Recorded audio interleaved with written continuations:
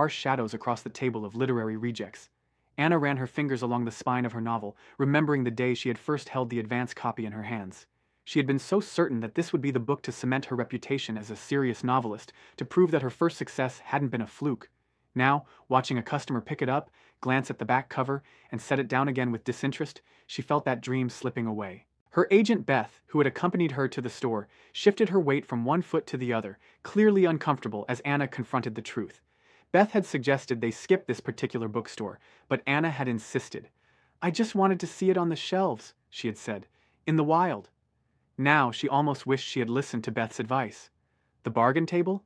This has only been out for a month," Anna said, the disappointment evident in her voice. She picked up a copy and flipped through it, as if searching for some flaw in the printing that might explain its early relegation to the discount section. Beth hesitated before delivering the blow, her professional demeanor temporarily cracking to reveal genuine sympathy. "Some people said it felt like it was written by someone who's never been to Barcelona," she finally admitted, wincing slightly as she spoke. "Well, I haven't," Anna conceded with a defensive edge to her voice, "but I did Google Street View and walked all over the city." She remembered the hours spent virtually navigating the winding streets of the Gothic Quarter, taking screenshots of Las Ramblas, zooming in on the intricate facades of Gaudi's architecture. She had done her research, even if it had been digital rather than physical. Anna couldn't understand it. Her first book, Echoes of Manhattan, had been a huge success, earning glowing reviews and respectable sales for a debut literary novel. Readers and critics alike had praised her incisive observations of New York life and her complex, flawed characters. So what had happened with Barcelona Mi Amor? Had she lost whatever spark had made her first novel special? The thought sent a cold wave of panic through her. Beth reluctantly explained, choosing her words carefully as they moved away from the bargain table toward a quieter corner of the store. The publisher had paired her with a better editor for her first book, someone who had done a lot to shape it. Marina Alvarez had been known for her keen eye and deft touch, helping new authors find their voice while preserving their unique vision. But Marina had left the publishing house after Anna's debut, moving to a rival company that didn't allow her to take her authors with her. "She did a lot to shape your first book," Beth explained, her tone gentle but honest. Anna immediately bristled, the implication clear. Without Marina's guiding hand, her raw prose hadn't been up to par. "You know what, I was going to mention this to you," Anna said, trying to regain some control over the situation. "I don't really click with that editor. I think I need a new editor for the third book." She pushed a strand of hair behind her ear, already mentally composing an email requesting a different editorial relationship. Beth's expression grew even more uncomfortable, if that were possible. She looked at the floor, then at a nearby display of bestsellers, none of which were Anna's, then finally back at her client. "Except they haven't picked up your option for a third book yet," she revealed, the final blow to Anna's literary ego. The words hit Anna like a physical force. She had assumed that the two-book deal she had signed was just the beginning, that Barcelona Mi Amor would lead naturally to a third novel, perhaps even a higher advance. Instead, she was standing in a chain bookstore on a Tuesday afternoon, facing the possibility that her career as a novelist might be over almost as soon as it had begun. "What?"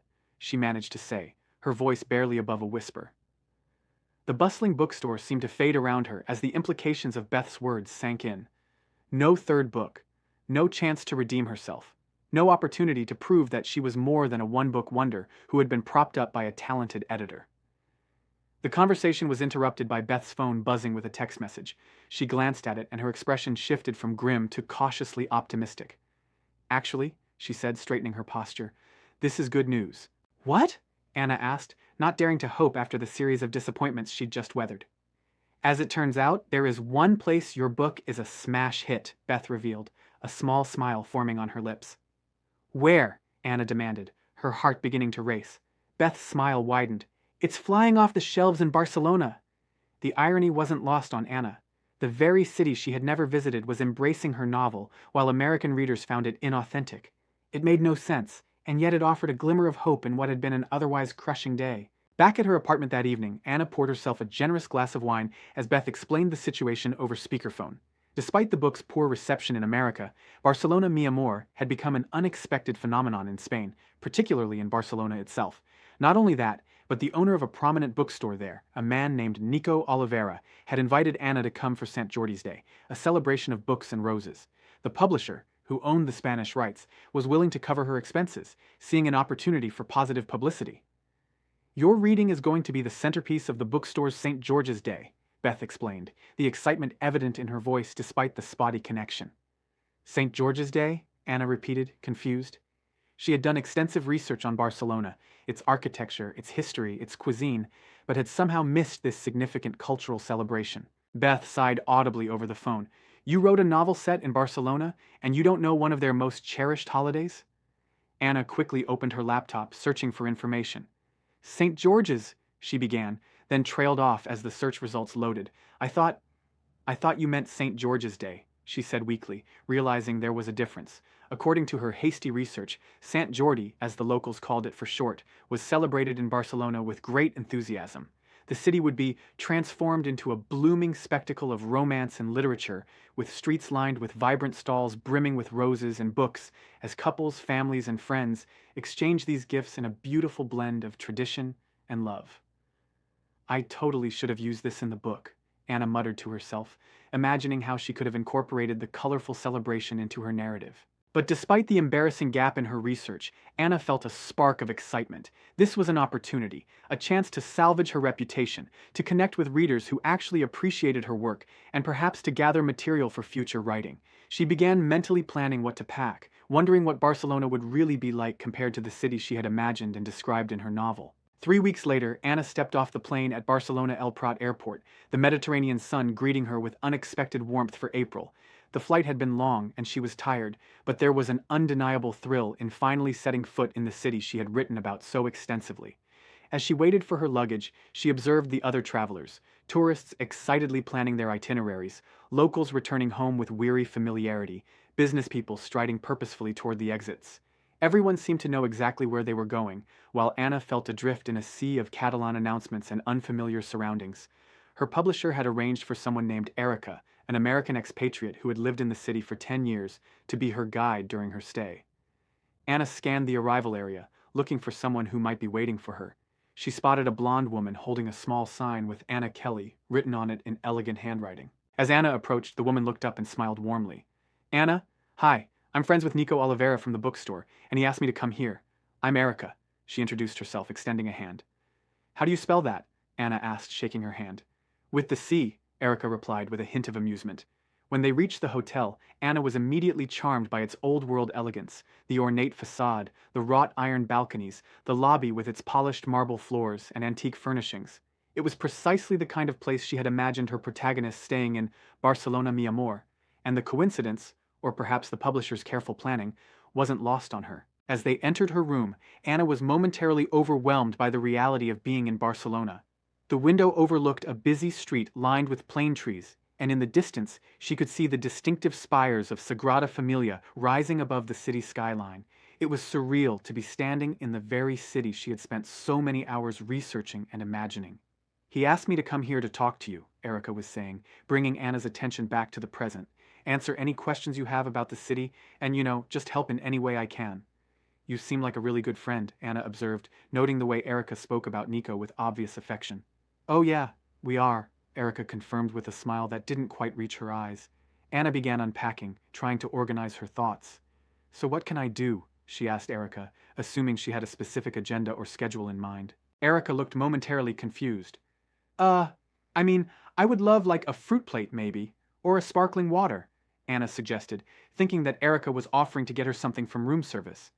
Erica's eyes widened with sudden understanding, and she let out a small laugh. Just to clarify, I'm not an assistant so much as a fellow American who's here to introduce you to Barcelona, she explained gently. Anna's cheeks flushed with embarrassment. Oh my gosh, sorry. Of course you're American. I was just thinking you spoke really, really good English. Well, I've lived here for 10 years now, Erica explained, her expression softening at Anna's discomfort. My boyfriend broke up with me. I came here, fell in love with the city, and found a way to stay. He turned out to be a professional bowler, Erica continued, rolling her eyes dramatically. Ugh, Anna sympathized instinctively. So I think I made the right call, Erica concluded with a shrug. Me too, Anna agreed, though she wasn't entirely sure why bowling would be a deal-breaker. Erica seemed to catch herself, looking slightly embarrassed. I have no idea why I just told you that. Oh no, it's okay, Anna assured her. You know what? This happens to me all the time. I think I just have one of those faces. People tell me things. It was true. Throughout her life, Anna had been the recipient of strangers' confidences. Taxi drivers told her about their divorces. Baristas shared their dreams of opening bakeries. Fellow passengers on planes revealed their deepest fears. It was both a blessing and a curse for a writer, this ability to elicit personal stories without trying. "I'm so sorry," Erica said, seeming genuinely apologetic for oversharing. "No problem," Anna reassured her, already warming to this expressive American woman who had made a life for herself in a foreign city, something Anna had often fantasized about but never had the courage to do. What Anna didn't know, couldn't know, was that Erica was more than just a guide assigned to help her navigate Barcelona. As Erica would later confess to her friend Mateo over coffee at their favorite cafe, she was the translator of Barcelona Mi Amor, and she had done far more than translate. "I rewrote it," Erica admitted in a hushed voice, glancing around the cafe as if worried that someone might overhear this professional indiscretion. Mateo, a florist with kind eyes and an intuitive understanding of people, raised an eyebrow. "How much is un poquito?" he asked in Spanish, mixing languages as Barcelona residents often did. "A little," Erica replied, before meeting his skeptical gaze and admitting, "Okay, maybe a lot, maybe a little more than a lot. It just happened. I didn't mean to, but the words, they just started flowing, and then it was really good." The publisher had given Erica some latitude in the translation, but she had wiggled more than she was supposed to. What had begun as minor adjustments to better capture the spirit of Barcelona had evolved into substantial revisions. She had rewritten dialogue to sound more authentic, added rich descriptions of places she knew intimately, and deepened the emotional resonance of the love story at the novel's center. Now the version that Barcelona was going wild over was largely Erica's creation, but her name would never appear on the book due to the non-disclosure agreement she had signed. "My name is never going to be on that book," Erica told Mateo, resigned to her anonymity. "I am totally anonymous. No one ever has to know." Mateo studied her face, sensing there was more to the story than professional frustration.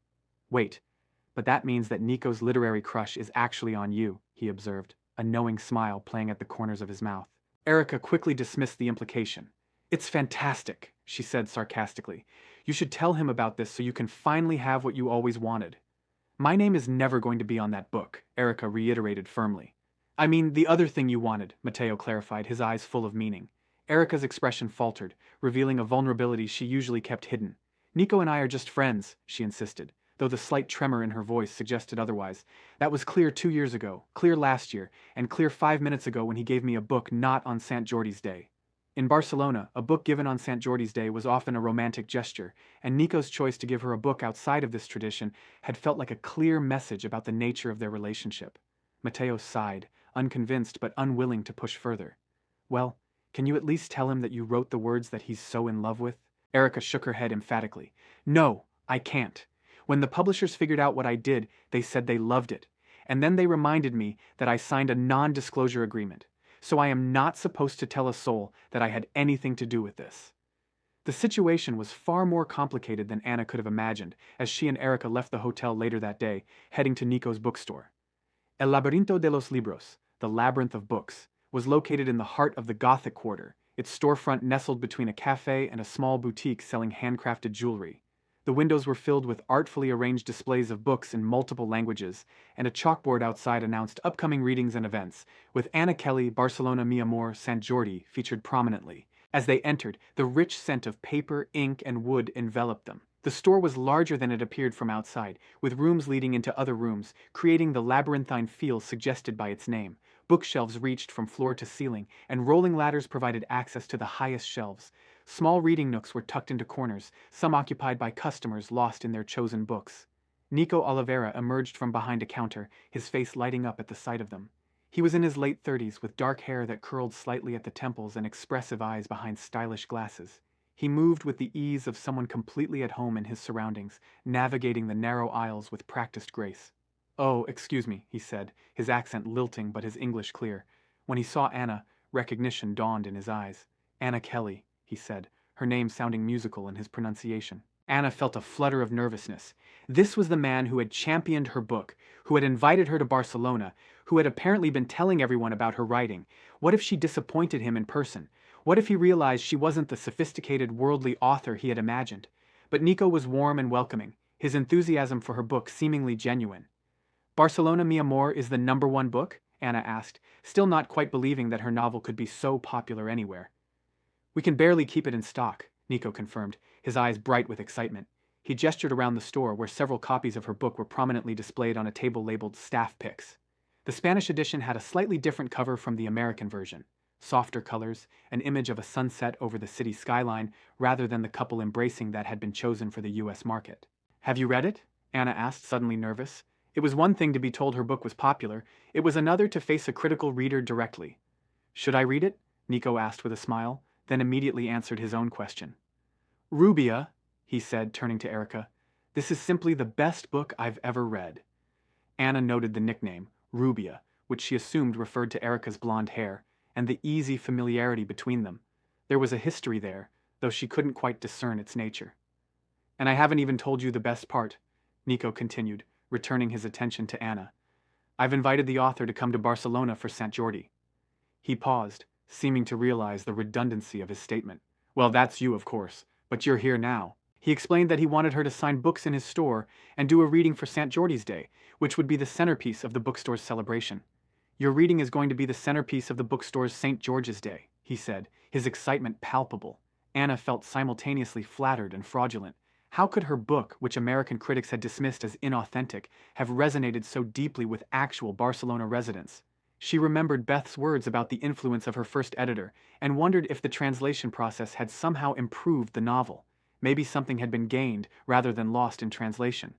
Nico showed them around the bookstore, pointing out sections devoted to different genres and languages. He clearly took pride in his establishment, describing how his family had owned the store for generations, how his great-grandfather Leo had bound books by hand in a workshop at the back of the building. As they moved through the store, Anna noticed that Nico often directed his explanations to her, but kept glancing at Erica, as if seeking her approval or reaction. There was a tension there that Anna couldn't quite define, not exactly awkwardness, but a hyper-awareness, as if each was extremely conscious of the other's presence. The awkwardness of the situation became increasingly apparent to Erica as the tour continued. Nico was falling for Anna based on words that Erica had written, and Anna was clearly developing feelings for him as well. The irony of the situation wasn't lost on her. She had spent years loving Nico from a distance, and now her words had inadvertently created a connection between him and someone else. Later that evening, over dinner at a small restaurant near the hotel, Anna found herself increasingly drawn to Nico. He was passionate about literature, knowledgeable about his city, and seemed genuinely interested in her work. When Erica excused herself to take a phone call, Anna seized the opportunity. "Erica is lovely," she said, testing the waters.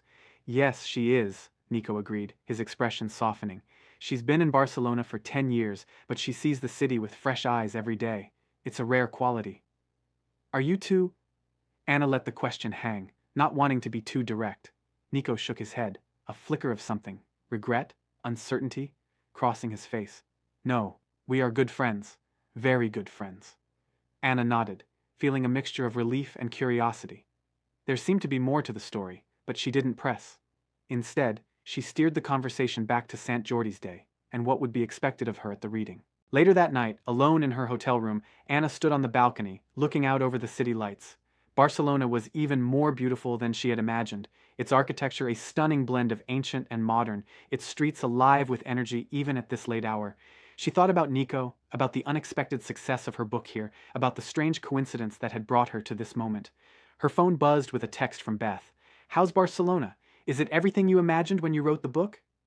Anna typed a reply. "It's more, so much more, and different. I don't know why they love my book here, but I'm not complaining." Beth responded almost immediately. "Enjoy it. This could be the break you need, and who knows, maybe there's a third book in this experience." Anna set down her phone, considering the possibility. Could she write about the real Barcelona now that she was experiencing it firsthand? Could she capture the essence of the city in a way that her Google Street View research never could? And what about Nico? Could there be a story there too, a real-life romance to parallel the fictional one she had created in her novel? With these thoughts swirling in her mind, she finally went to bed, lulled to sleep by the distant sounds of the city she had written about but never known, until now. The next morning, Anna met Erica for breakfast in the hotel restaurant. As they sipped coffee and sampled pastries, Anna broached the subject that had been on her mind. "Nico is really passionate about my book," she said, watching Erica's reaction carefully. Erica nodded, her expression neutral. "He's passionate about literature in general. That's what makes him such a good bookseller." "But he seems to have a special connection to Barcelona mi amor," Anna persisted. "He quoted passages from it yesterday that even I don't remember writing." At this, Erica's composure faltered slightly. She set down her coffee cup with a bit more force than necessary, causing the liquid to slosh over the rim. The translation might be a little different, she said, dabbing at the spill with a napkin. Things get interpreted, recontextualized. Anna's writer's instinct sensed a story beneath Erica's carefully measured response. Are you familiar with the translation? I've read it, Erica admitted, not meeting Anna's eyes. It's good. Before Anna could press further, Erica changed the subject, suggesting a walking tour of some of the locations mentioned in the novel. Nico has to prepare for a shipment today, so it'll just be us. I thought you might want to see the places you wrote about. The real versions, I mean. Anna agreed enthusiastically, eager to experience the city beyond the touristy areas. As they left the hotel and made their way through the morning crowds, she found herself increasingly curious about Erica. There was something about her, a depth, a complexity, that suggested she had stories of her own worth telling.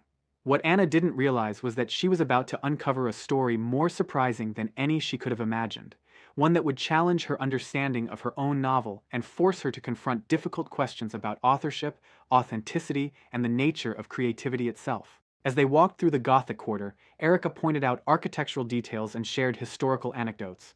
She led Anna down narrow, winding streets that opened unexpectedly into sunny plazas, past ancient churches and hidden courtyards.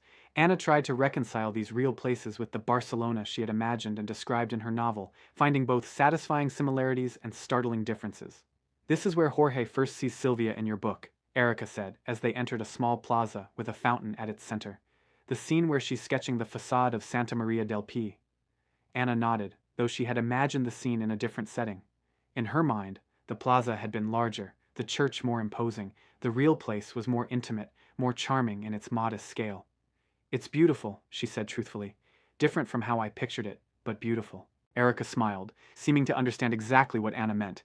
That's the thing about Barcelona. It surprises you, even when you think you know what to expect.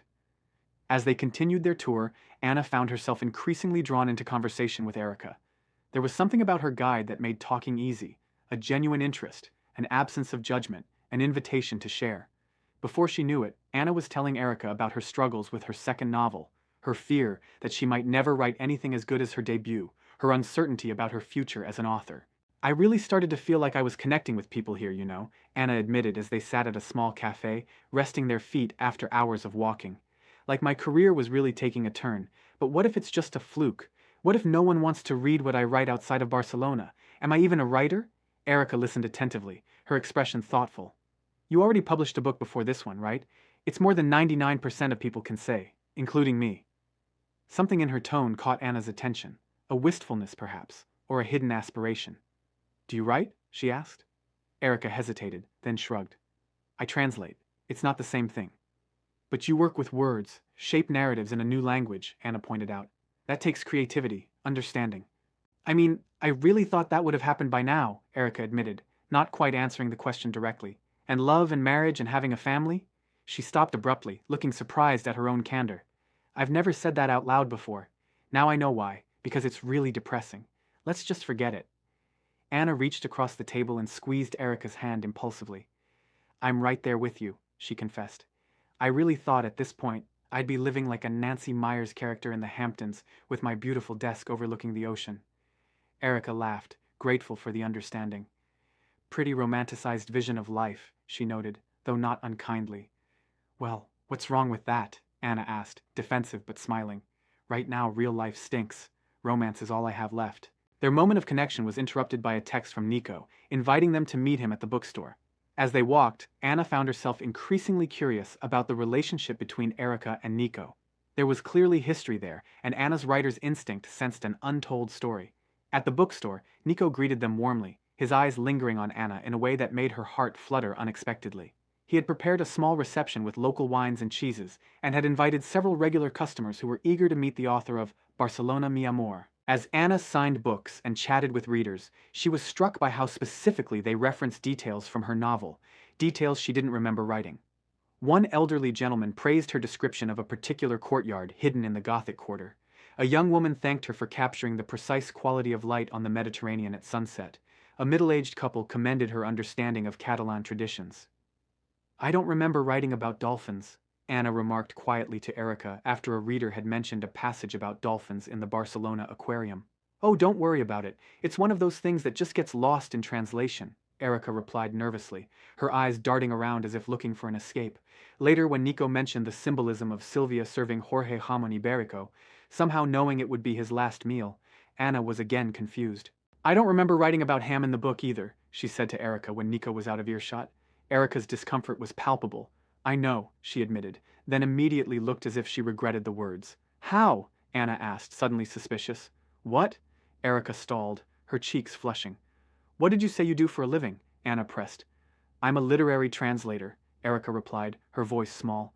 What was the last book you translated? Erica met Anna's gaze, resignation in her eyes. You translated my book, didn't you? Anna realized, the pieces finally falling into place.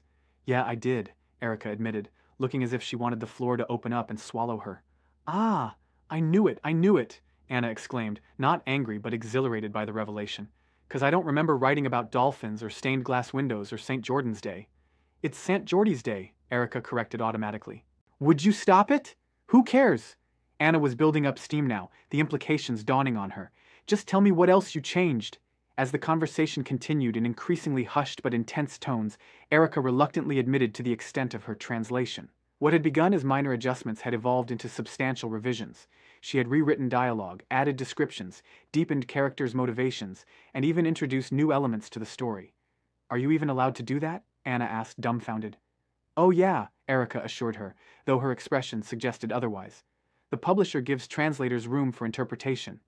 And you just interpreted the word little as the entire thing, Anna said skeptically. I didn't intend to, I swear, Erica insisted, her distress evident. I mean, your name is on the book. I am totally anonymous. No one ever has to know. Yes, but now I know, Anna pointed out, the full implications hitting her.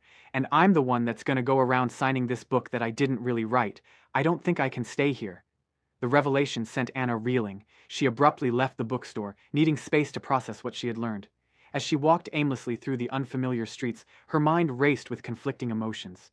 Anger that her work had been so dramatically altered without her knowledge. Humiliation that the praise she'd been receiving was for someone else's words. Confusion about what this meant for her identity as a writer. And oddly, a strange sense of relief. Perhaps the failure of Barcelona Mi Amor in America hadn't been entirely her fault. Erica caught up with her outside a small church, her expression pleading. Anna, just wait. Which way is my hotel? Anna demanded, her voice tight with emotion. I have to pack. No, you can't leave, Erica insisted, catching her arm. Well, I can't stay here, Anna countered. I'm here for an author event, and apparently I'm not even the author. Stop! Erica's voice was firmer now, surprising them both. Wait, does Nico know about this? No, of course not, Erica said, lowering her voice as a group of tourists passed by. I signed an NDA. I can't tell anyone who has anything to do with the book, including people who sell it. But Nico has focused his entire St. Geordie's Day on you, Erica continued, her expression imploring. Just enjoy the ride, huh? If by ride you mean the kind that whips your head around until you feel like you're going to throw up, Anna retorted, her sarcasm masking deeper hurt. No, thank you. They stood in silence for a moment, the sounds of the city continuing around them, street musicians playing, tourists laughing, locals going about their daily business. Anna's anger began to ebb, replaced by a more complicated mix of emotions. I really started to feel like I was connecting with people here, you know, she admitted, her voice softer now. Like my career was really taking a turn. What am I supposed to do now? I mean, if no one wants to read what I write, am I even a writer? Erica's expression softened with understanding. Okay, wait a second, she said gently. You already published a book before this one, right? It's more than 99% of people can say, including me. Anna noticed again that hint of wistfulness in Erica's voice. What? Get published? She asked, intuiting that there was more to Erica's story. Yeah, Erica admitted, looking away. And love and marriage and having a family? I've never said that out loud before. Now I know why, because it's really depressing. Let's just forget it. Your hotel is that way. She pointed down a narrow street to their right, but Anna wasn't ready to let it go. I'm right there with you, she said, her anger momentarily forgotten. I really thought at this point I'd be living like a Nancy Meyers character in the Hamptons, with my beautiful desk overlooking the ocean. Pretty romanticized vision of life, Erica noted with a small smile. Well, what's wrong with that? Anna defended herself. Right now, real life stinks. Romance is all I have left. They stood in silence for a moment, two women confronting the gap between their expectations and the reality of their lives. Then something shifted in Anna's expression, a realization, a new perspective. Maybe that's it, she said slowly, an idea taking shape. Maybe it was never about the book. No, it's about the book, Erica insisted. You have to stay. You have to do the reading. But Anna's mind was already racing in a new direction. No, maybe I was meant to come to Barcelona for something more. Like what? Erica asked, skeptical. Love, Anna replied simply, a new light in her eyes. Erica looked confused, then understanding dawned. Of course, she said, her tone tinged with irony that Anna missed entirely. Oh, this all makes sense now, Anna continued, building momentum. If you hadn't done what you did, then I never would have come to Barcelona. I never would have met Nico. This is it. This is my real-life love story. This is fate. Erica seemed taken aback by this leap of logic. Okay. I know it's been an emotional day, but fate? Love? You just met him. What are you talking about? You saw how he looked at me. He's super into me, Anna insisted, buoyed by this new narrative she was creating. This is it. This is my second chance to do the two things everybody told me I had to do before I wrote the book. Oh, what's that now? Erica asked, a hint of wariness in her voice. Come to Barcelona and fall in love, Anna declared with newfound conviction.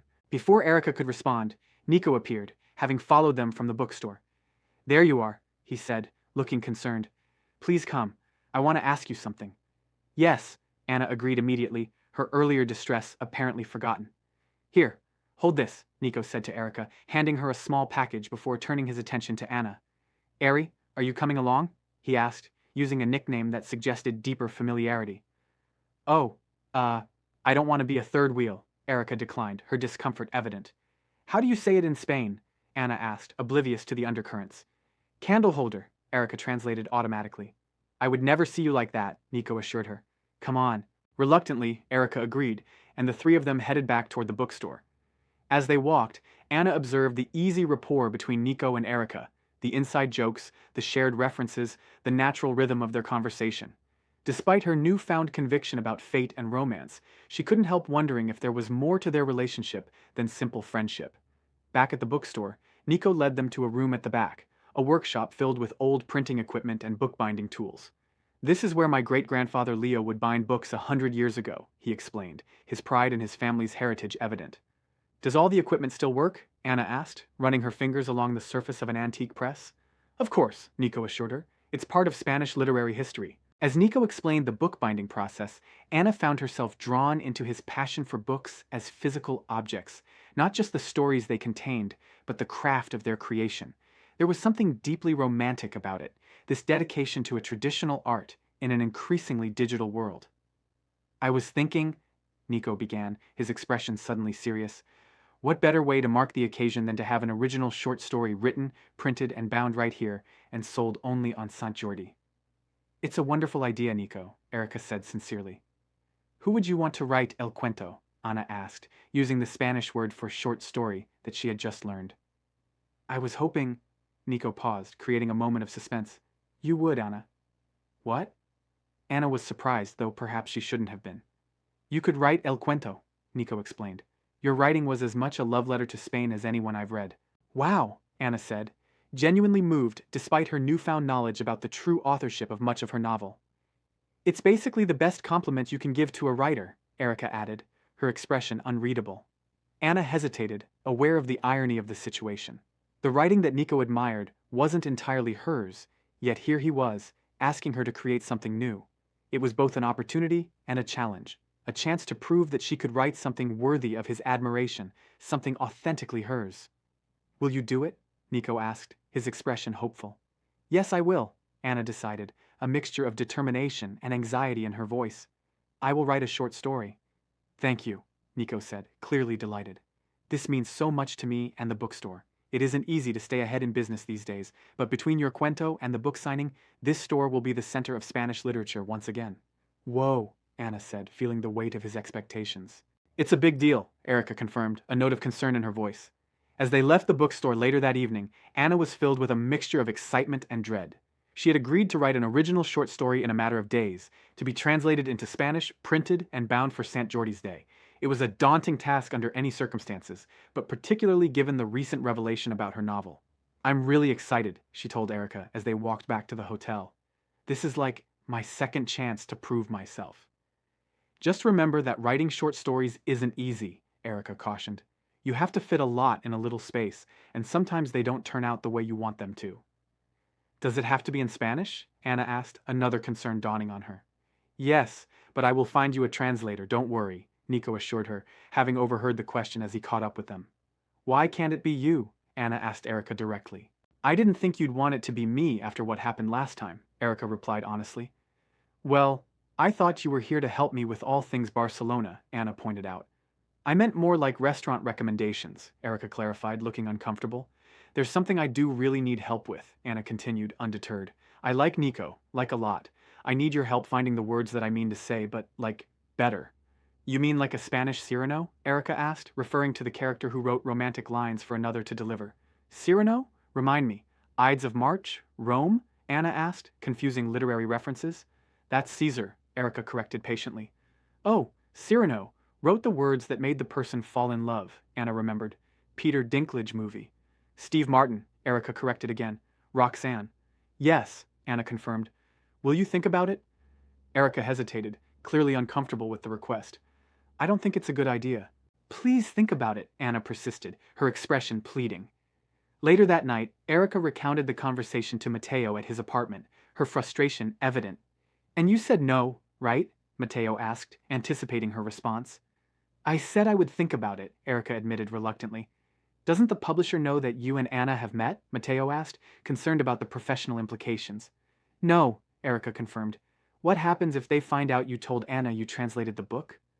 Well, then I'm in breach of my NDA, Erica explained grimly. It ruins my professional career, and I'll never get hired again. What are you going to do? Matteo asked, genuinely concerned for his friend. I think I just need to get ahead of it, Erica decided. I'm going to call them and follow my literary sword. The next morning, Erica was surprised to learn that the publisher wasn't upset about her confession to Anna. They didn't fire me, she told Matteo, stunned by the unexpected turn of events. What? Matteo was equally surprised.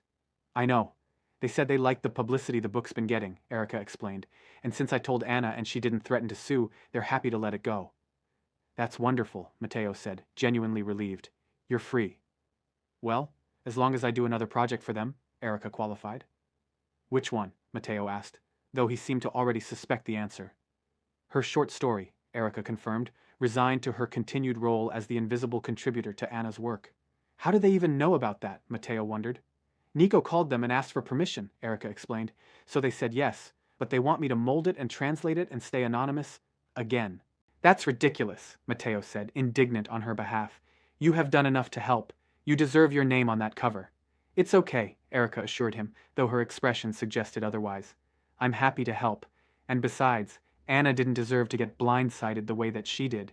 This is the least I can do to make it up to her. You know that's going to bring her closer to Nico, right? Matteo pointed out gently. Erica's expression faltered for a moment before she composed herself. Nico is my friend, she said firmly. I want him to be happy, even if it's not with me. Whatever you say, girl, Matteo replied, unconvinced but unwilling to push further. As the days passed, Anna found herself increasingly reliant on Erica, not just for help with navigating Barcelona, but also for assistance in communicating with Nico. Despite her initial resistance, Erica had agreed to serve as a kind of Cyrano, helping Anna find the right words during her interactions with Nico. When Nico took them to see La Sagrada Familia, Anna was genuinely awed by Gaudi's masterpiece. It's even more beautiful than I imagined, she said truthfully. I still can't believe you've never been here, Nico remarked. In the novel, you describe this place so eloquently, Erica supplied when he seemed to search for the right word. Yeah, Nico agreed. The spires grow higher and higher, ensuring they'll be seen from heaven. This was one of my favorite passages in the novel. Anna felt a twinge of guilt, knowing that the words he admired weren't hers. Thank you, she said awkwardly. Later, when Nico asked her about using the basilica as a metaphor for Jorge's refusal to give up on Sylvia, Anna panicked. Oh, you know what? I think I just got a text message from my agent, she improvised, pulling out her phone. Just give me 1 second. She quickly texted Erica, who was standing nearby. Help! What do I say about metaphors? Erica discreetly texted back, say the basilica is always evolving like Jorge and Sylvia's relationship. Ah, yes, Anna said, looking up from her phone. Yeah, the basilica is always evolving just like Jorge and Sylvia's relationship. Yeah. Wow, Nico said, clearly impressed by this interpretation. The charade continued throughout their time in Barcelona. Anna would ask questions or make observations, and Erica would supply the insightful, poetic responses that Nico seemed to expect from the author of Barcelona, mi amor. It was exhausting for all involved. Anna constantly afraid of saying something that would reveal her ignorance, Erica torn between helping Anna and suppressing her own feelings for Nico, and Nico unaware of the elaborate deception being orchestrated for his benefit. Meanwhile, Anna had made no progress on the short story she had promised to write for St. Geordie's Day. Every time she sat down to write, she found herself paralyzed by doubt. How could she produce something worthy of Nico's admiration when the writing he loved wasn't even hers? What if she proved once and for all that she wasn't the writer everyone in Barcelona thought she was? You haven't even started writing, have you? Erica finally confronted her, 3 days before the deadline. There's so much pressure, Anna admitted, looking miserable. No, you just have to sit, okay? Erica encouraged her. Just sit down at the computer and the words will come, I promise. Maybe for you, Anna shot back. It's not that easy for me. You've already done this, Erica reminded her. You've been published twice, Anna. No one ever wanted to take a chance on me, Anna said, her vulnerability showing through her defensiveness. So you just stop trying. When you step out onto the road and you keep getting hit by cars, you learn to stay on the sidewalk, she added, the metaphor revealing the depth of her creative insecurity. Wow, that is dark, Erica observed, surprised by the raw emotion. Anna shared how, in 1 year, her boyfriend had dumped her, the magazine she had been working for had folded, and multiple publications had rejected her work. So I decided to come here and teach English, which was amazing, Erica explained, revealing more of her own story. And I thought I would stay here a few months, lick my wounds, and then go home, and then this became home. So I decided to stay and I got a career translating books, and I really love it. But you know, all the best authors were all rejected before they made it, she continued, trying to encourage Anna. Like rejected a ton. J.K. Rowling, Agatha Christie, you know Bob McTimberson. Wait, who's that? Anna asked, confused. You wouldn't know who he is because he stopped trying, Erica pointed out, making her case.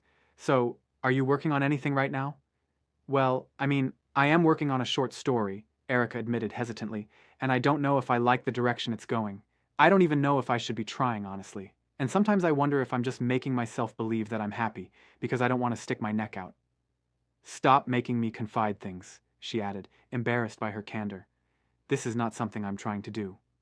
This just happens, Anna acknowledged with a smile. Anyway, that's what friends are for, right? Right, Erica agreed, though there was a hint of reservation in her voice. With St. Geordie's Day rapidly approaching and no progress on the short story, tensions were running high. Anna was increasingly distracted by her growing feelings for Nico, while Erica was torn between helping her new friend and protecting her own heart. The situation came to a head when Anna finally confessed to Erica that she hadn't written a single word of the cuento. I can't believe it, Erica said, exasperated. She's not even working on it. I promised the publisher that I would help them get it across the finish line, but she has to do her part. Otherwise, it's going to ruin all our reputations. Are you worried about the publisher? Matteo asked perceptively. Or Nico? Well, it's important to him too, Erica admitted reluctantly. I wonder what would happen if he actually knew how much you helped him, Matteo suggested. Doesn't matter, Erica insisted. He knows that I'm a good friend. But not how you really feel, Matteo pointed out. What are you waiting for? Why can't you just tell him? Because I don't want to risk our friendship, Erica explained, her voice small. It's safer just to let it go. Honey, a ship is safe in the harbor, Matteo said gently. But that's not what ships are built for, Where'd you get that off a fortune cookie? Erica retorted, deflecting with humor as she often did when uncomfortable truths hit too close to home. With the deadline looming and no story from Anna, Erica finally decided to take matters into her own hands. She found Anna at a cafe near the hotel, looking distracted and anxious. I still have to translate it into Spanish, but... Erica began, pushing a laptop across the table to Anna. On the screen was a beautifully crafted short story, a tale of a woman who comes to Barcelona and falls in love, not with a person, but with the city itself, and, through that experience, with her own authentic voice. I think it's good, Erica said tentatively, waiting for Anna's reaction. Anna read it in silence, her expression changing from surprise to admiration. It's really good, she said finally, looking up at Erica with genuine appreciation. It's like really good. Then her expression clouded. There's a problem. What? Erica asked, worried. Your name's not on it, Anna pointed out. It's okay, Erica assured her. We just have to keep this up until after St. Geordie's Day, and then we can move on. What are you going to do next? Anna asked, sensing a shift in Erica's attitude. I'm going to do what I should have been doing all along, Erica said with newfound determination, trying to make my dreams come true. You know, I've been in the safe harbor long enough. It is time for me to set sail. The day before St. Geordie's Day, Barcelona was already beginning to transform. Flower stalls appeared on street corners, Bookshops extended their hours, and a festive atmosphere pervaded the city. Anna and Erica had spent the morning going over the details for the reading at Nico's bookstore, and now they were taking a break at a cafe near the Gothic Quarter. I still can't believe you wrote that story for me, Anna said, stirring her coffee thoughtfully. It's beautiful, Erica. It deserves to have your name on it. Erica shrugged, uncomfortable with the praise. It's not a big deal. Besides, it's inspired by your experience here, coming to Barcelona, seeing it for the first time. But the words are yours, Anna insisted. Just like with the novel, the words that everyone loves, that Nico loves, they're yours, not mine. Erica looked away, unable to meet Anna's gaze. It doesn't matter, she said softly. It does matter, Anna countered. You're in love with him, aren't you? Erica's head snapped up, her expression a mixture of shock and denial. What? No, we're just friends, Anna finished for her. I know. You've said it 100 times, but I've seen the way you look at him, Erica, and the way he looks at you, when he thinks no one is watching. You're imagining things, Erica dismissed, though her flushed cheeks suggested otherwise. I'm a writer, Anna reminded her with a small smile.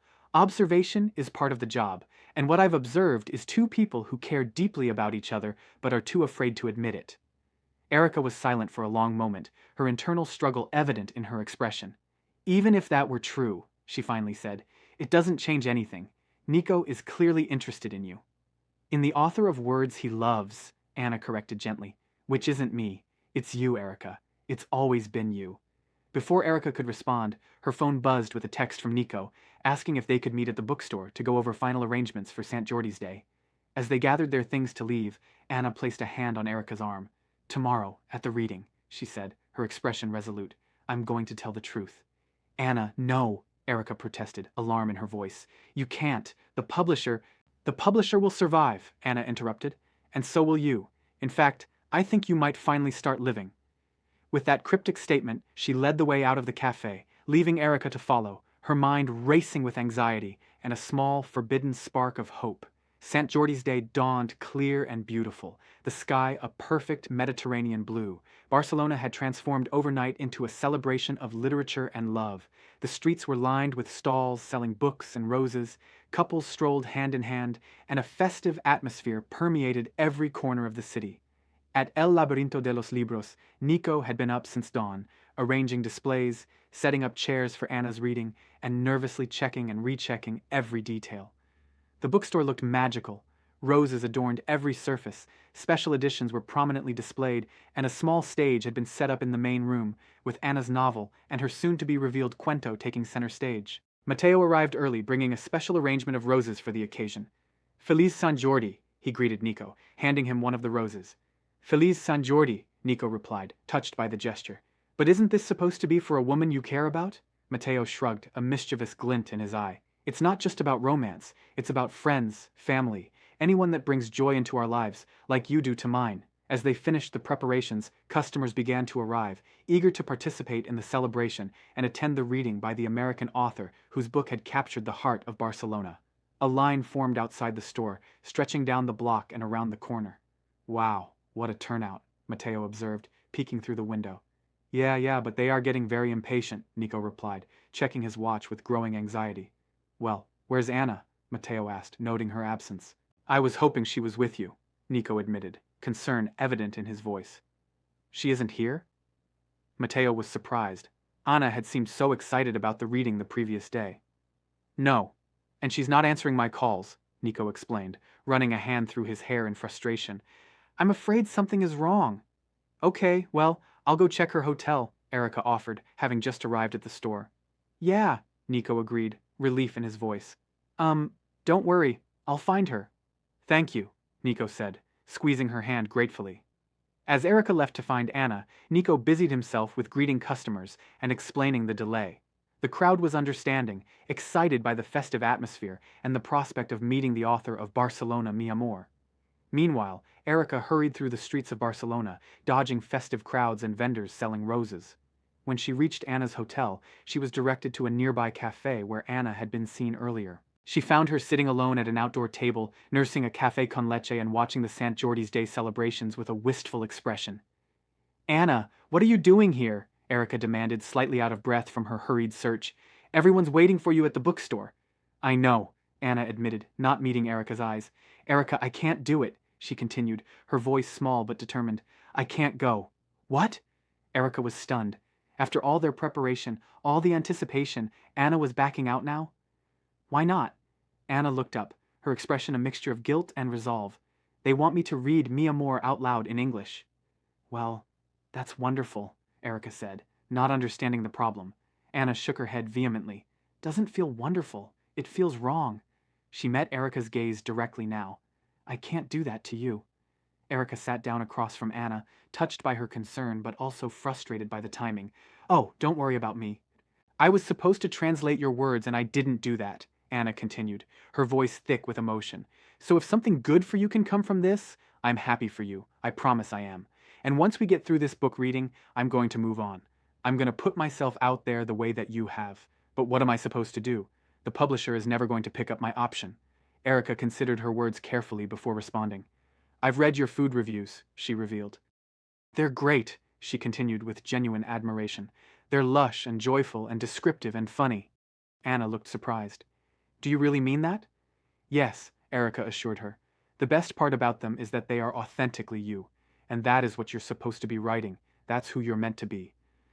Wait a second, Anna said, her brow furrowing in confusion. How did you know that they were written by me? Because they were all posted anonymously. Erica looked slightly guilty. Well, I saw them on your computer when you left the room. Your short story turned out great. Everything you wrote about the food was so good, we didn't have to change any of that. The rest of it was yours, just like last time. This is not what I wanted, Anna said, shaking her head in frustration. Their conversation was interrupted by a lost tourist asking for directions to a restaurant called Supermercat.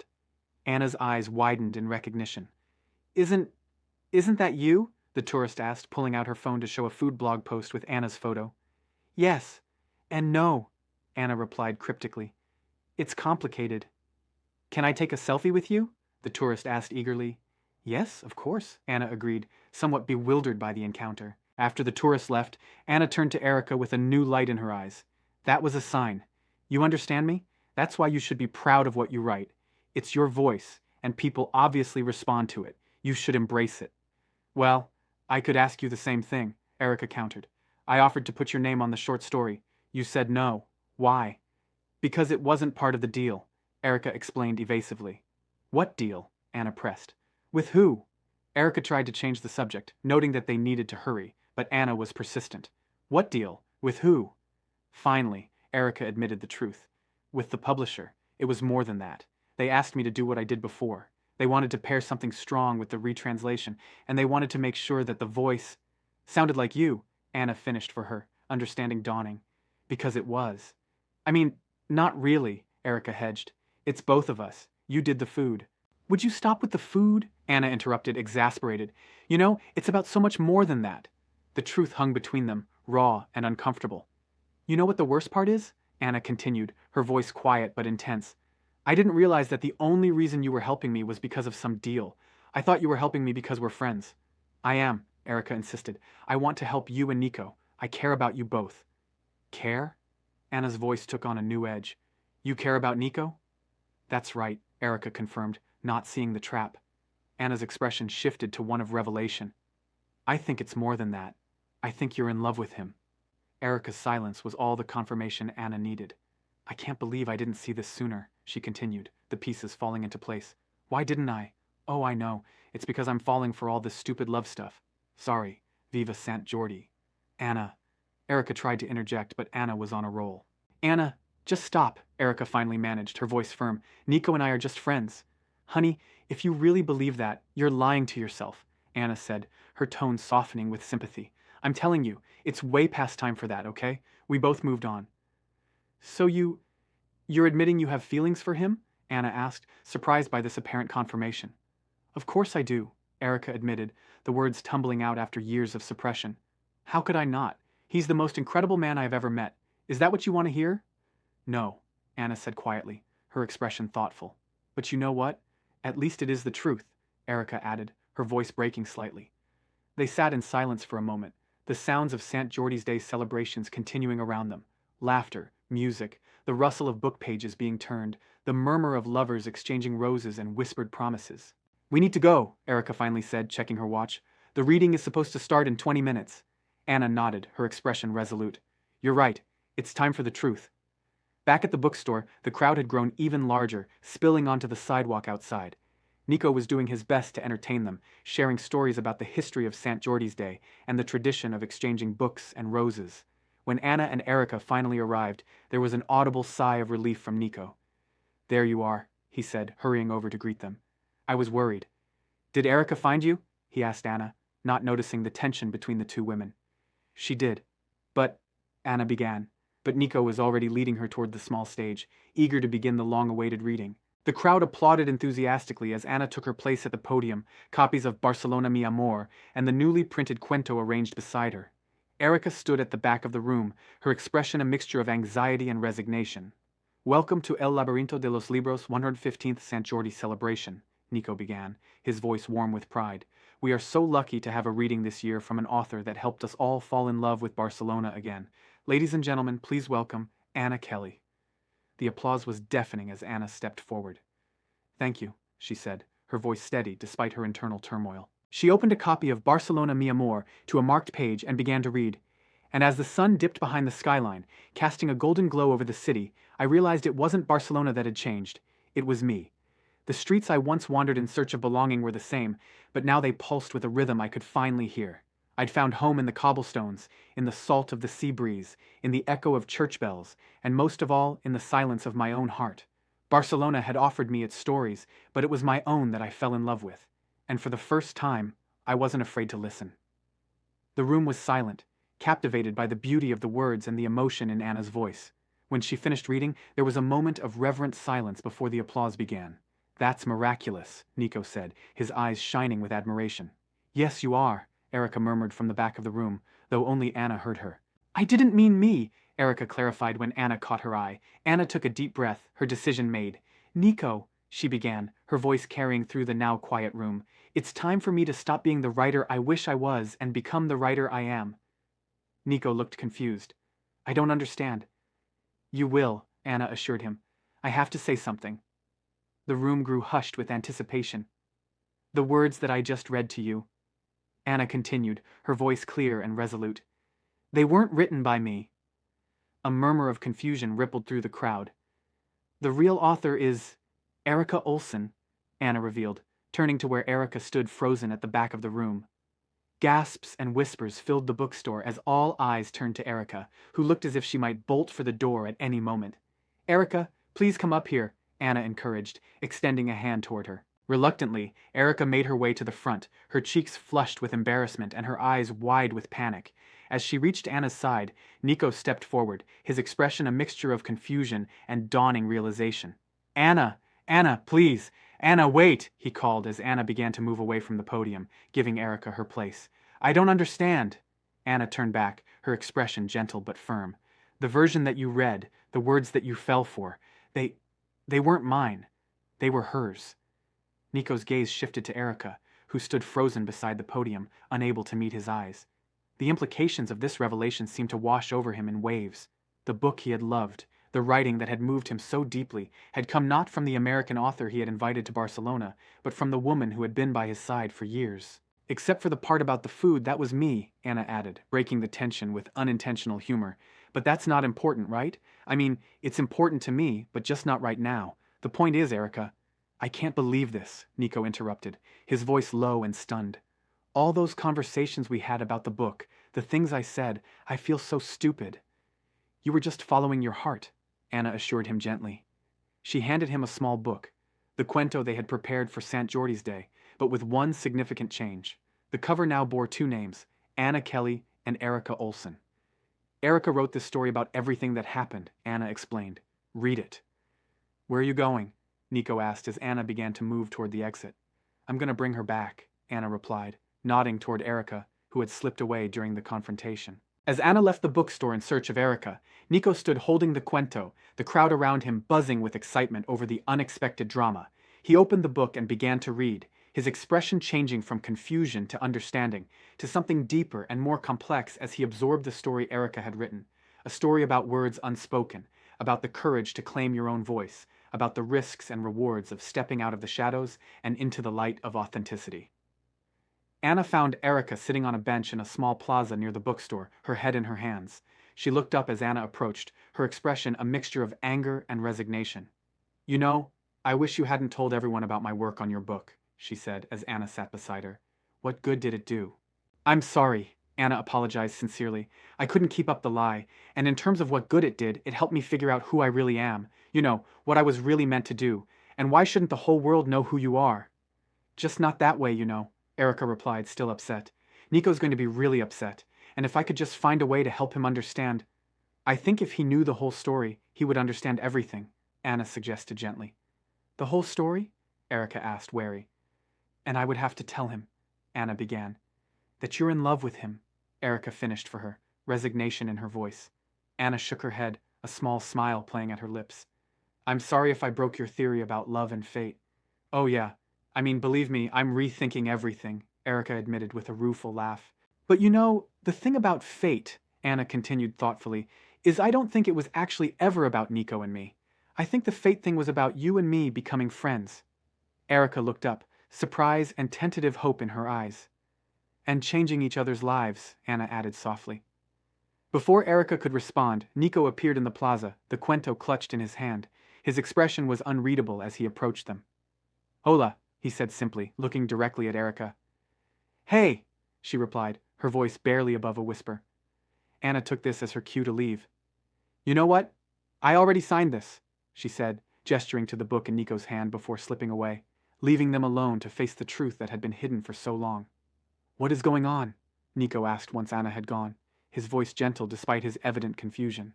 Well, when you told the truth, Erica began, her words coming faster as her nervousness increased. Everyone in the city wants a copy signed by both of you.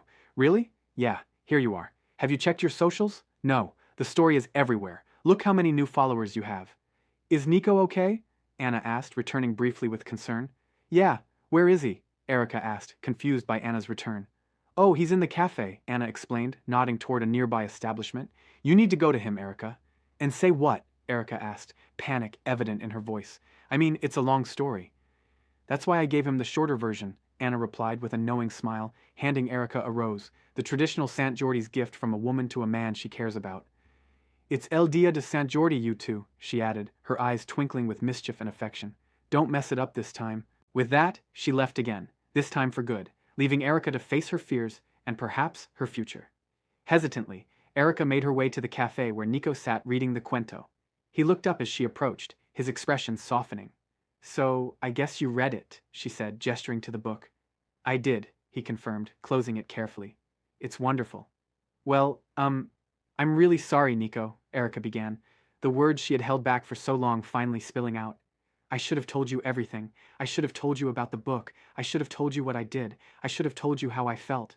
I wish you had, Nico replied softly, especially the part about how you feel. I guess I just thought, Erica began, then faltered. And then Anna came and... Rubia, Nico interrupted, using the nickname that had always been special between them. Erica felt her heart racing as Nico took a step closer to her. Nico, slow down, she said, suddenly afraid of what might come next. I don't think I understand what you're saying. In response, Nico held out a rose, not the one Anna had given Erica, but one he had been keeping for this moment. Feliz St. Jordi, he said simply, his eyes never leaving hers. Erica took the rose, her fingers trembling slightly. Feliz St. Jordi, she replied, a smile beginning to form on her lips. You know, for two people who love words, we haven't been using them very well, Nico observed, a hint of humor in his voice. Until today, Erica agreed, hope blooming in her heart like the rose in her hand. Rubia, maybe you can help me with one last translation, Nico suggested, his expression tender. Te amo, he said simply. Erica's breath caught in her throat. After all the words she had written, all the feelings she had translated for others, these two simple Spanish words needed no interpretation. But she provided one anyway, for the sheer joy of saying it aloud at last. I love you too, Nico, she replied, her voice steady and true. As they stood together in the cafe, surrounded by the festive atmosphere of St. Jordi's Day, Erica realized that sometimes the most powerful stories aren't the ones we write on paper, but the ones we live with courage and authenticity. She had spent years hiding behind other people's words, afraid to claim her own voice. But now, in this moment of truth, she had finally found the words that mattered most, not in a novel or a cuento, but in the simple, honest expression of her heart. Meanwhile, Anna walked through the streets of Barcelona, a sense of peace settling over her. She had come to this city expecting to salvage her literary career and perhaps find romance. Instead, she had discovered something far more valuable: her authentic voice as a writer and a friendship that had transformed them both. As she passed a bookstore with a display of food and travel books in the window, she paused, an idea taking shape in her mind. Perhaps her future as a writer lay not in fiction about places she had never been, but in sharing her genuine passion for food, flavor, and the authentic experiences that connected people across cultures and languages. With a smile, she continued on her way, already composing in her mind the opening lines of a new project, not a novel about imagined characters in a romanticized Barcelona, but a food blogger's journey through the real, vibrant, complex city she had finally begun to know. In El Laberinto de los Libros, the Sant Jordi's Day celebration continued, with customers now eager to have their copies of Barcelona Mi Amor signed by both Anna and Erica. The story of the American author and her Spanish translator had quickly become the talk of Barcelona, adding an extra layer of romance to the already love-filled day. And in a small cafe nearby, Nico and Erica sat close together, years of unspoken feelings finally finding expression in quiet conversation, shared laughter, and the occasional brushing of hands across the table. They had both loved words all their lives, reading them, writing them, sharing them. But on this Sant Jordi's Day, they had discovered that sometimes the most powerful words are the simplest, and the most important translations are those from silence into speech, from fear into courage, from longing into love. As evening fell over Barcelona, three lives that had become unexpectedly intertwined began to follow their separate paths. Anna toward a new understanding of her talents and passions, Erica and Nico toward a relationship built on truth rather than fiction. And while none of them could predict where these paths might lead, they all carried with them the lessons of their shared experience. That authenticity is more powerful than artifice, that finding your true voice is worth the risk of vulnerability, and that sometimes the stories we're meant to tell are the ones we've been living all along. The spires of Sagrada Familia glowed in the setting sun, reaching heavenward as they had in Erica's description, ensuring they would be seen from heaven. The city settled into evening, roses and books still changing hands as Sant Jordi's Day drew to a close. And somewhere in the labyrinth of Barcelona's streets, three storytellers continued writing their own narratives, one authentic word at a time. The morning sun filtered through the curtains of Anna's hotel room as she packed her suitcase. It had been a week since Sant Jordi's Day, and her flight back to New York was that afternoon. She sat down at the desk, where her laptop was open to an email from her publisher. Based on the incredible response to your food writing and the publicity from Barcelona, we'd like to discuss a new project, a book of culinary adventures around the world. Anna smiled. It wasn't the literary novel she had once envisioned, but it was authentically hers. Next to her computer sat a bound copy of her short story, now properly credited to both her and Erica, and beside it, a dried rose from Sant Jordi's Day, a reminder of unexpected friendships and finding your true voice. Meanwhile, across the city, Erica sat in Nico's bookstore, typing on her laptop. Pages of a manuscript were spread out before her, and Nico occasionally glanced over from where he was arranging books. "How's it coming?" he asked. "Good," Erica replied. "I think it's really good." After years of hiding behind other people's words, Erica was writing her own novel, a story about Barcelona, about translation, about the words we speak and the ones we leave unspoken. She didn't know if it would ever be published, but for the first time, that wasn't the point. The point was that she was finally telling her own story, in her own voice. As she typed, Erica thought about something Anna had said before leaving. The best stories aren't the ones we imagine for ourselves, but the ones we discover when we stop trying to be someone else. Outside, Barcelona continued its eternal dance, the rhythm of the streets, the salt of the sea breeze, the echo of church bells. The city had offered them its stories, but it was their own that they had fallen in love with. And for the first time, they weren't afraid to tell them. In the weeks that followed, Anna's food blog gained thousands of followers, and her reviews of hidden Barcelona restaurants became required reading for tourists and locals alike, overlooking the Gothic Quarter. They had both learned that authenticity wasn't about grand gestures or perfect phrases. It was about showing up, being present, and having the courage to put your true self on the page, or into the world. It was about finding beauty not just in the climactic moments, but in the quiet spaces in between. One evening, as they were closing the bookstore, Nico pulled a newly arrived book from a shipping box and handed it to Erica. "It came," he said, smiling. It was Anna's new book, Taste of Barcelona, A Food Lover's Journey. Erica opened to the dedication page and read, "For Erica, who taught me that the most authentic flavors come from telling your own story. And for Barcelona, the city that gave us both the courage to write ours. Erica traced her fingers over the words, remembering how different things had been just months before. She had spent years hiding behind other people's stories, afraid to tell her own. Anna had been trying to write what she thought people wanted to read, rather than what she truly knew. Now they had both found their voices, not by becoming different people, but by embracing who they already were.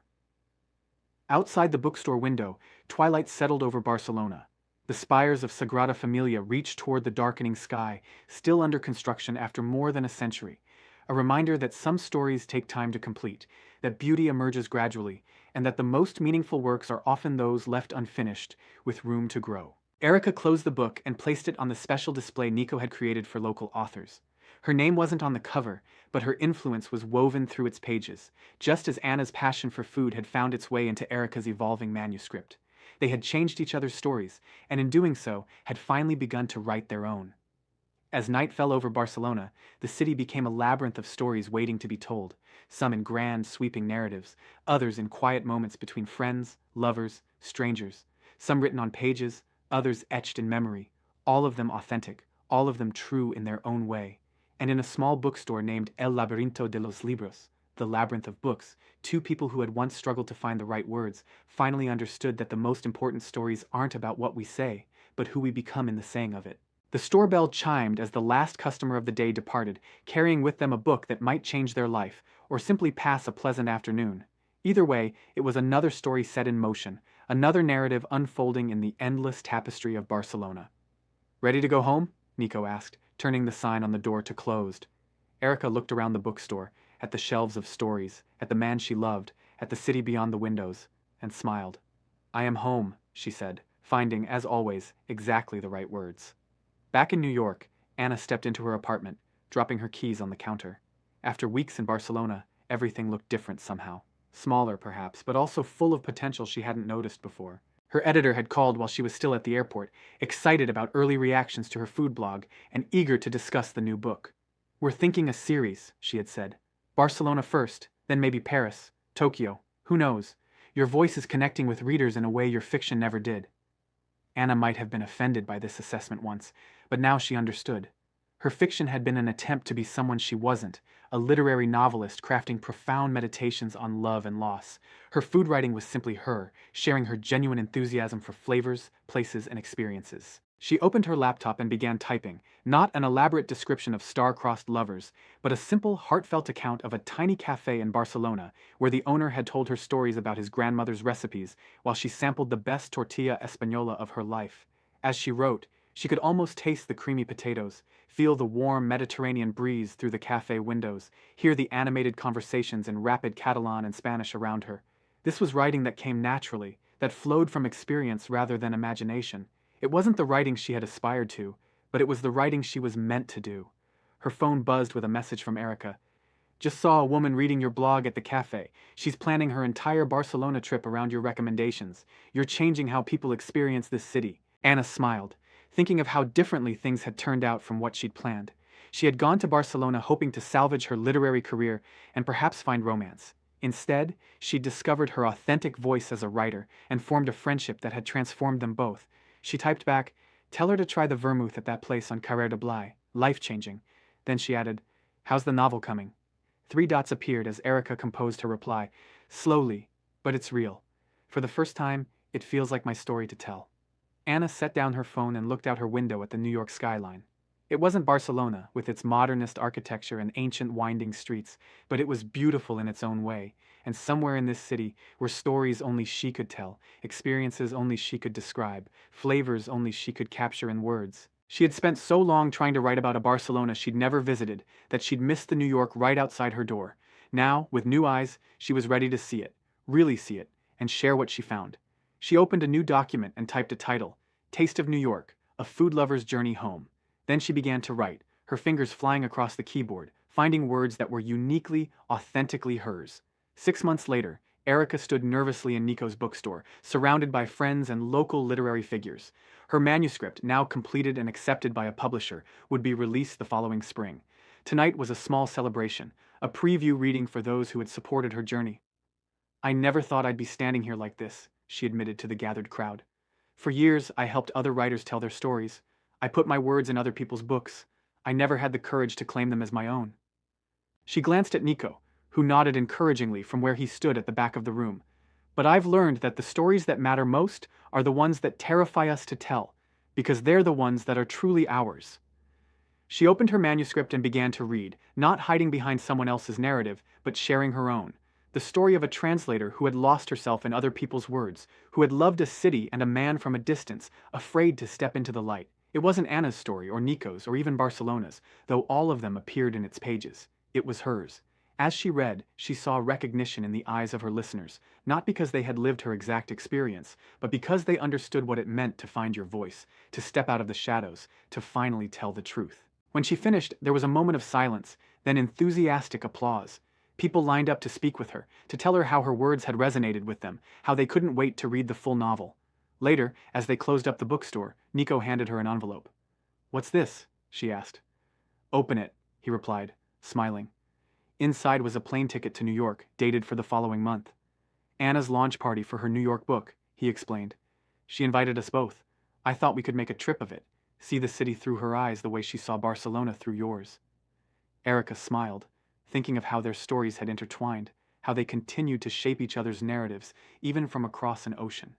From ghostwriter to published author, she mused. Who would have thought? "I would," Nico said simply. "I always knew your words were special, even when I didn't know they were yours." Outside, Barcelona continued its eternal life. Tourists wandering the Ramblas, locals gathering for evening meals, bookstores and flower shops preparing for another Sant Jordi's Day. The city that had brought them together, that had witnessed their unspoken words and hidden feelings, now held the promise of their future stories. Erica tucked the plane ticket into her manuscript, a bookmark between chapters, a bridge between cities, a connection between past and future narratives. "Ready for our next chapter?" Nico asked, taking her hand. Erica nodded, no longer afraid of whatever story awaited them. After all, they had found the words to tell it, together. And somewhere in New York, Anna was crafting her own new narrative, having learned that the most powerful stories aren't always the ones we plan to tell, but the ones that find us when we're brave enough to be ourselves. 3 writers, 3 journeys, 3 authentic voices, each finding their way through the labyrinth of words unspoken to the stories they were meant to tell all along. As Erica switched off the bookstore lights and stepped out into the Barcelona night with Nico, she thought about the opening line of her novel. The truest translations aren't between languages, but between who we pretend to be and who we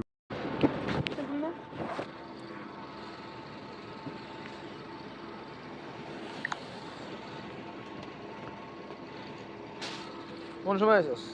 দুপুরে এখানে কিনে লেগে গেছি তাহলে বই দিকে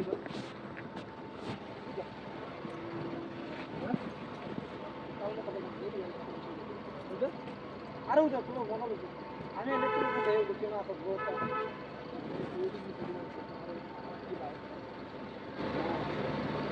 এগারে system দিকে দেবি না ওইগুলো লাগবে ওইগুলো লাগে আবার এটা করতে না এটা অটোমেটিক হয়ে যাবে এটা হচ্ছে লাইট অটোমেটিক হয়ে যাবে এটা কেন ওইগুলো লাগে একটা বলতে না এটা লাগবে বাংলাদেশে ঘুরে গেছে একটা এটা লাগবে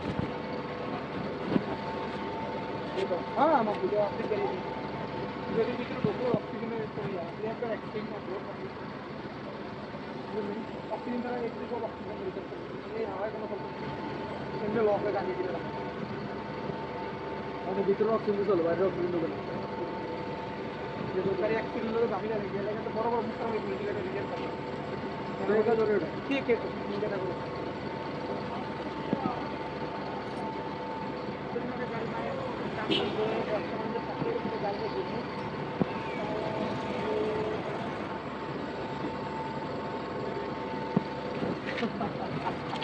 क्या रे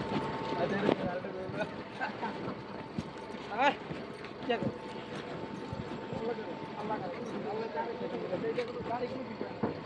भाई तो गाड़ी तो मांगची है भाई जीवन तो मांगे মানে এত বড় একটা বলছেন কি আপনি শক্তি মানুষের লাগে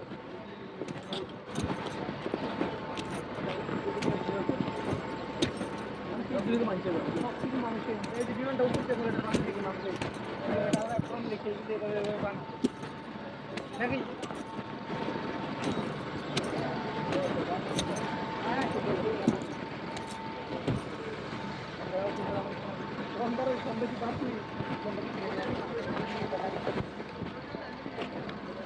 বানান ধরবো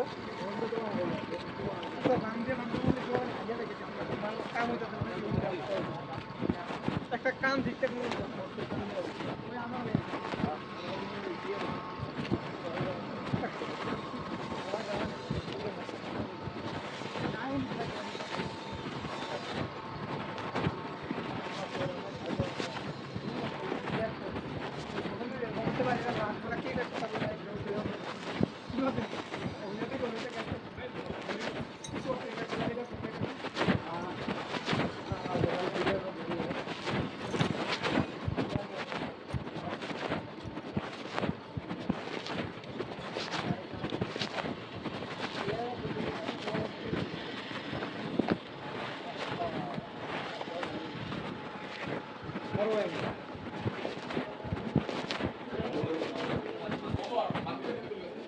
Actually, lah, sir.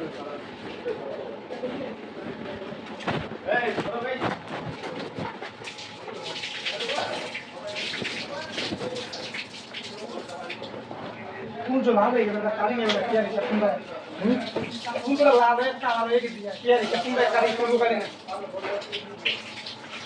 आज जीवन दिन हो गए तेरे रुपये की अवस्था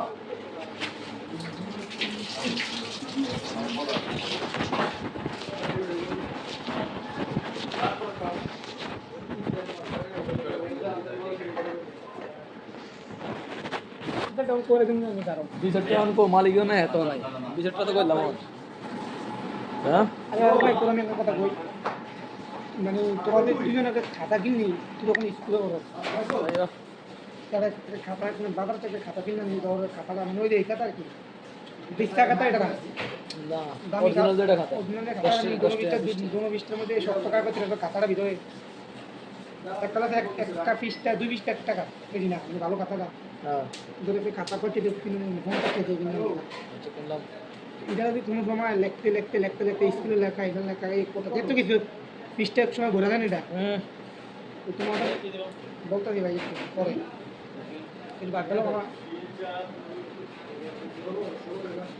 মোগলাই তো মার দেবেন কেন আমার নিরা দেখ লাগা মোগলাইটা জল দে না আরে মানে তোরা একটা এরকম কথা বলতে বলতে আলাদা দাম তখন আমি লিখতে বাকি দিতে আমার পান একটু দিন করতে দেখেন তখন দেখবে পৃষ্ঠা দিছে ওই পৃষ্ঠার মধ্যে তোমার একটা কথা মানে ওই পৃষ্ঠা মধ্যে তোর গুণা করবো আর প্রতিমূর্তি দিয়ে এর ওভার করে মধ্যে পৃষ্ঠা আরেকটা ধরে তোর শেষ মন এই পৃষ্ঠার থেকে তোকে হয়তো আল্লাহ দিকে হয়তো আমি আল্লাহ জানলে তুই এতটুকু গুণা করবি এতটুকু মানে আল্লাহ তোলা খাতা লিখে রাখে দেখ এটা তোলা আমরা এটা যে ওভার করতে আরেকটা মানে দেখতে যা তোর হিসাব দিয়ে কিনে আমি সেই গুণা প্রত্যেকের কথা তোলা কই তাহলে ভালো কথা খারাপ কথা তোমরা কথা কেউ একবার যে গেছে না কিন্তু তোমার কিনে দিয়া বাড়িতে কবলে পাতানো কিটা মদিগুলো করছো না একটু ভালো ভালো টাকা এটা পঁচিশ দিনের মূল্যে 1020 টাকা গুণ তুমি আসে গেছে এই কথা একবার দিয়ে বলবো তুই ভালো মানে তুই কি কারণে তুই একা কোনো ভালো কাজ করে দাও না যে একবার কয় 1020 টাকা গুণ করে একদিনে না পালন করে রহমতের মানে আল্লাহ বেশি আল্লাহ দয়া বেশি না কয়দে ফেরেশতা করে গুনাহ হলে সাথে সাথে লিখতো না ঠিক আছে না সবাই সাথে সাথে লিখে দেয় কিন্তু বাকি কোনো নামাজের আল্লাহ একটু বেশি সেটা যখন তুই সতর্ক মজুর না তোমাকে একটা ফেরস্তা করে লিখে দেয় দেখতে ঠিক নয় দিতে নামাজ পড়ে এটা কি চলতেছে এই যে তো এটা চলতেছে না তাই তো কষ্ট করে তুই বর্তমান নামাজ না তোর কি করবো তুই নামাজের কথা কেন ঘন্টা দিতে আরেকটা ব্যবস্থা করে তোকে না আসা ভালো না বুঝে দিয়ে আসতে সারা দেশে পড়া লাগছে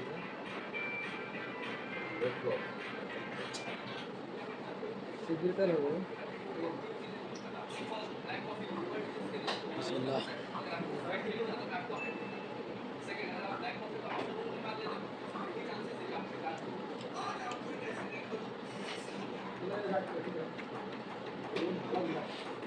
তোমরা যাও এখন বয়সে হলো নাকি বুড়া বুড়া হইতেছে কোনো না নিজের কোনো রোগের কারণে একটা লোককে ভাষ্য বলা এবার ভাষ্য বলতে আলাপ পরের থেকে হাতের মধ্যে মানে সকালবেলা ঘুরতে ঘুরতে দেখো যে একটা ডালিম ভাবি তাকে খাইতে একটা টস্টের একটা ডালিম একটা তুলে খাইতে আর বিকালবেলা এটাও একটা ডালিম একটা গাছের মধ্যে একটা ডালিম রাখতে মধ্যে একটা ধারের মধ্যে বইয়া 100 বছর আমার এবার কেমন যে আল্লাহ আমার মধ্যে ব্যস্ত করে এটা তুমি সাথে সাথে কোনো কিছু নেই আল্লাহ আল্লাহ আমি আমার আমল দিয়ে দিতেছি তোমার দোয়াই আমি দিতাম না এর এর আমলটা আমল আল্লাহ ইয়াটা মানে ইয়া করলো খালি আমি নাম দিলু আমার যেটা মুহূর্তের মধ্যে মধ্যে আমার ইয়া ভাই মানে হের যেটা আমল এই আমল দিতে পারবো আল্লাহ দোয়া না দতো বলে আমি জানাতে দিতে পারবো না সিনা 500 বছর আবার দিতে পারবো কোন মনে হয় না কোনো পরি করে না দাঁড়ি করে একটা ভাড়া মিলে বই দিতে দেরি না এর উপর আমার কথা নেই কয়টা দিলেন 1000 গেল 1000 গেল ওনাকে একটু ইয়ে বলা দুর্নীতির ভালটা দেখি তো আলাদা ভালটা তুই দুর্নীতির ভালটা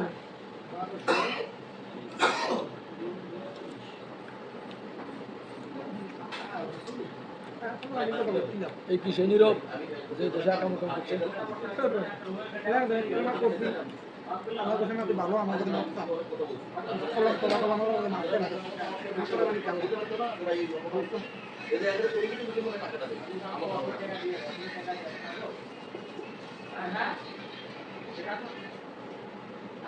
না হলে বিয়ের পরে তাহলে ওই যে মাইক করে দেয় ওই যে ওখানে যাও ওখানে অ্যাকাউন্টে টাকা নিয়ে আমি দিয়ে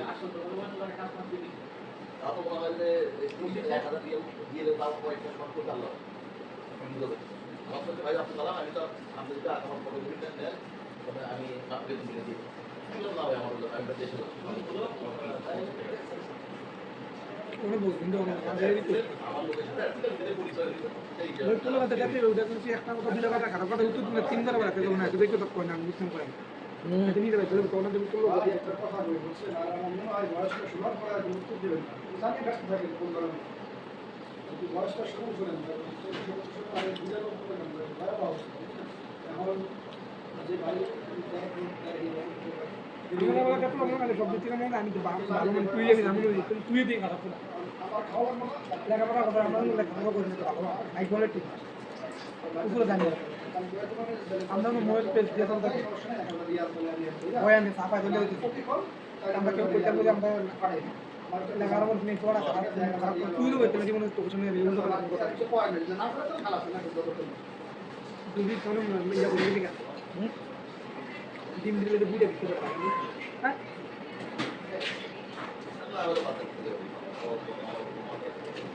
Good night. Yes.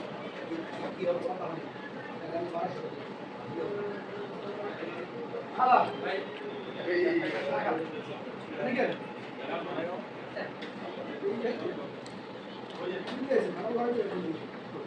না কিটা বলিস না কথা এটা নিয়ে শুধু মতো গাড়িটা তো আমার মনে লোক একটা হয়েছে নিজেরা টাকা করে করে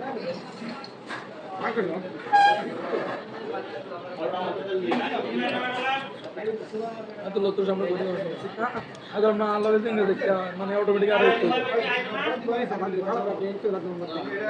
নিজেরা পরিবর্তন করতে হবে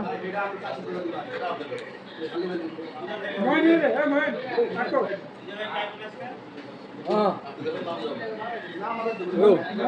খান খান হ্যাঁ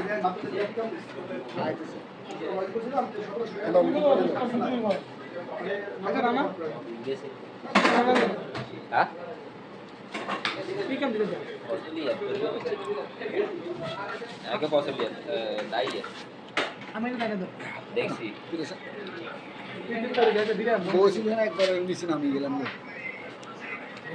যেমন স্যার মই দিনা করব তোমার ইয়া মই করব তুমি বলে তা বান Oh, soke iyo sila na siya. Tore de gelam no dinge soke kiya. Yar hedin rajya endalla soke milte. আমার তো জ্ঞান না আমার তো এটা গোড়ো Ay yar hol tina soke milte ri. কাম কাম করে এমনি বইটা কি কামাই না Or ya dikin. আমি মুদিরে জানা দেব না আমি কামাই মুদিরে জানা দেব না আমি কামাই দেব তিন মাস তে দিন কাম করো স্যার না দেখে কোটি লাগে Leshe debi. না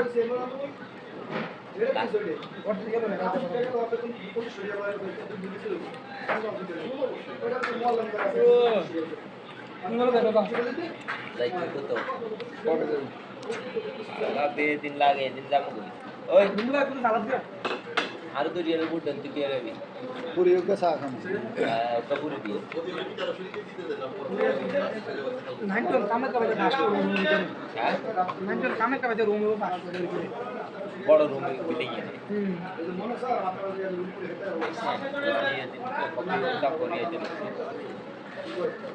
এক বছর শেয়ার দিতে পুরো না টাইটেল নাম বলে দেবো না কোন মস্ত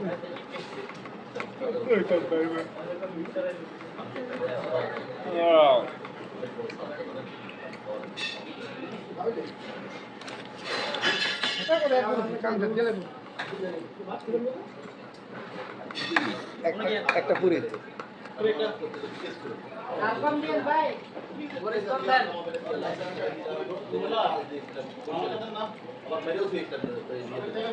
ঘুমে ঘুমে জীবনটা সার করে গেল। একটু আধা ঘন্টা একটু বেশি ওর হঠাৎ উড়ে গেছে মনে আবার ঘুমে জোড়া দিয়ে। এটা করবো কেন এবারে এখানে ডেলি করতে 300 টাকা আর হইবে শোনার জন্য লোকেরা দেখি ভালো লাগে আমাদের ওটা লোক দেখা তাহলে আমি লাভ নাই শোনার যার তারা আমার কোনো দিন কাম নাই আলাদা হবে একটু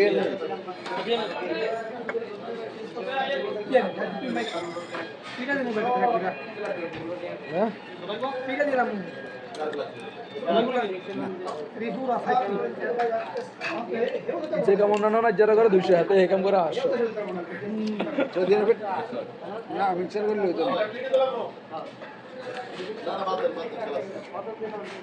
ভাইয়া যদি দেশে আছে বুঝতে তো এই মেরে আমার কথা কল কইলে দুইটা মালা গুলা আনি যে রেটে কল দেয় চৌধুরী আমাদের ডরাইয়ে চলে যায় কি কইরা 800 কইরা 400 আইলে আর মতো আইলে 400 কইরে দিস চানের গাইছে চানা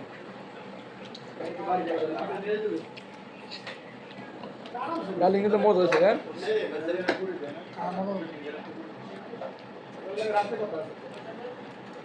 কাজে যাচ্ছে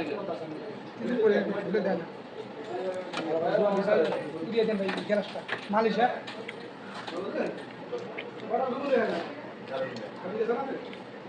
ওই চলবে না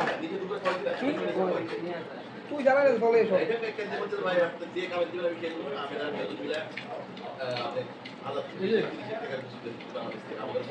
মানে ঠিক আছে তো কিনে গেল তো ডাল দিয়ে একটা সমস্যা না মানে কিনে গেল তো দেখ সময় নিয়ে ঢুকে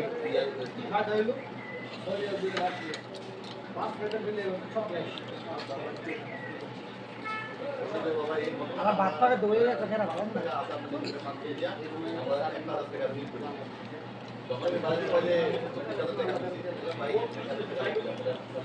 ভালো তো আমার মিনিট ধরে ভেঙে গেলে আমার তো দেখাবে তো শুনলে লে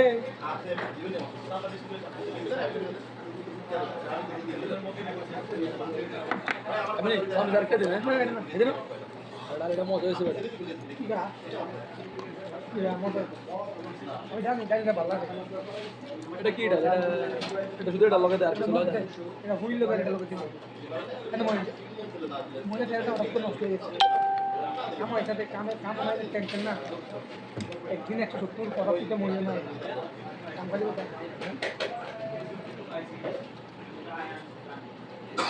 বন্ধু কয় কানি বাতি না করে কি কাম কইরাম দানে তো হবে না তবু ফাঁসি গিয়া গা আমার তো ও পাশে এটা কি জায়গা পাশে ঘুমে লোক না মিলের পাশে কি আছে এই নিয়ে দে মিলের পাশে কেনি হালার তালা একদম মিলের পাশে একটা খাই বাউন্ড না কি বান্ধবাই কত লগি লাগে শুনি লাগাম দে তার লোকে না আমাদের সে দুই ভাই আমাদের সে দুই জন্য জমা রাখলে রাখতে পারো। তুমি বুঝতে পারবি রাতের আর 10টার পরে আরো 10টা বেশি দিবি। তারপর আছে ঢাকা ঢাকা কিন্তু কথা বলে না কাইসের পরে কি মেঘনার পরে কিন্তু কাইস তো কাইস তো দেখুন ঢাকা এসে আমি যাব করে যাব ইয়ে কি গাইস কাজপুর কাজপুর বা গাইসপুর মাঝি নয় হানি ব্যাগ দেন না দিতাম কাম কাট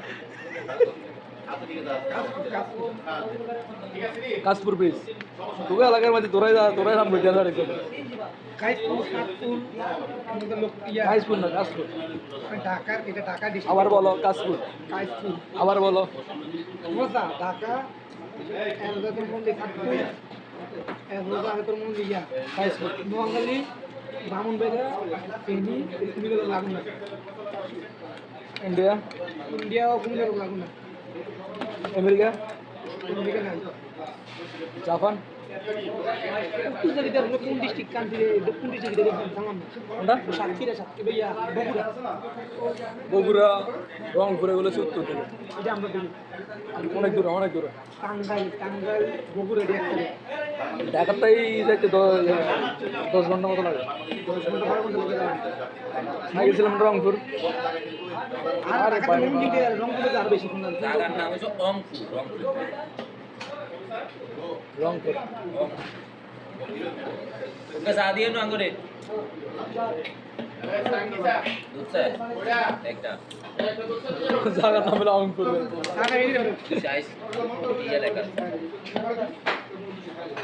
ঢাকা বলে না রাখবে বাজেকে ধরে যেতে আমি আলাদা কি গ্যাসটা মারাই সাদা বলে রংপুরের মানুষ কি করে জিজ্ঞেস রংপুরের মানুষ যারা আছে ওর দিকে পেলে টাকা এগুলো দিকে দরকার নাই তো রংপুরে মানে কি কাম করবো আতে এগুলো দিকে দরকার না ডাইরেক্ট ধরে যাবে এই তো রংপুর লেখা আছে রংপুর মানে কি কাম করবো সব কামে কর। সব কাজ করে ইটার কাম করবে না ইটার কাম করে ইয়া রংপুর মানুষ বেশিরভাগ ইয়ে কাম করে সব কামে রংপুর বেশি